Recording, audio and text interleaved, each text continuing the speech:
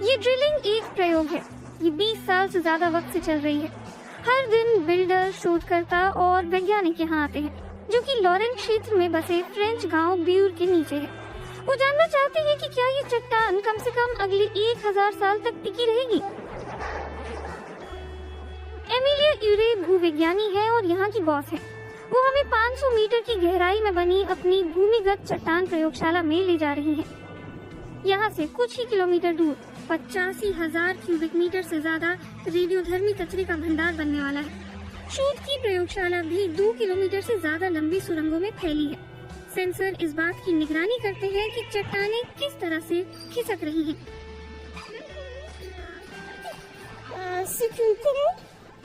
हम जानना चाहते हैं कि विभिन्न पदार्थ एक लंबी अवधि में कैसे बर्ताव करते हैं। इस गड्ढे में हम विघटन के प्रभावों की छानबीन कर रहे हैं। 13 साल पहले हमने चट्टान में एक ग्लास मैट्रिक्स डाला था, क्योंकि ये बेहद रेडियोधर्मी कचरे के कंटेनर बनाने में इस्तेमाल होने वाली सामग्रियों में है। सबसे खतरनाक अत्यधिक रेडियोधर्मी कचरा बाद में चट्टान के भीतर और भी ज्यादा गहराई में पहुंचाया जाएगा। ऐसे ही स्टील कंटेनरों में और रोबोट सूक्ष्म सुरंगों के माध्यम से इस प्रक्रिया को नियंत्रित करेंगे। ये भंडार फ्रांस के समूचे अत्यधिक रेडियोधर्मी कचरे को जमा रखने के लिए बनाया गया है।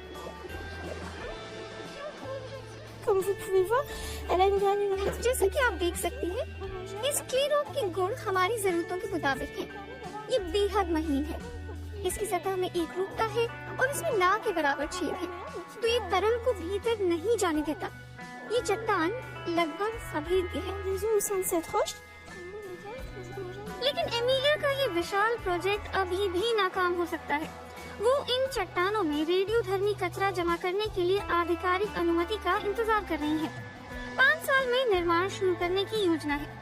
शुरुआती कंटेनर 2050 से भंडारण के लिए इस्तेमाल होने लगेंगे। जमीन के ऊपर ये संयंत्र उतना प्रभावशाली नहीं दिखता। ये पेरिस के पूरब में करीब 300 किलोमीटर दूर एक कम आबादी वाले इलाके में बना है। ये सुकून भरी जगह है, मुश्किल से ही कोई सड़क पर दिखता है, लेकिन इस शांत गांव में चीजें अस्थिर हो रही हैं। सड़क किनारे लगे इस बोर्ड पर एकदम स्पष्ट लिखा है कि ये भंडार कहाँ जा सकता है और ये कि परमाणु ऊर्जा वर्जित है। ये इमारत प्रतिरोध का ठिकाना बन गई है। यूरोप भर से कार्यकर्ता यहाँ आते जाते हैं, लेकिन फिलहाल ये शांत पड़ी है और हमें इंटरव्यू नहीं मिल सकता। एमिलिया जानती है कि जर्मन लोगों के काम करने का तरीका थोड़ा अलग होता है।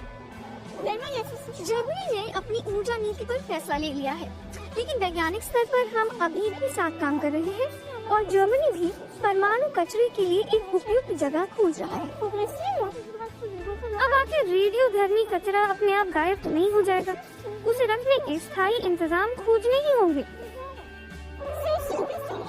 ये जिम्मेदारी का भी सवाल है कि हम परमाणु कचरे की समस्या बस अगली पीढ़ियों को थमाकर नहीं चले जाएंगे।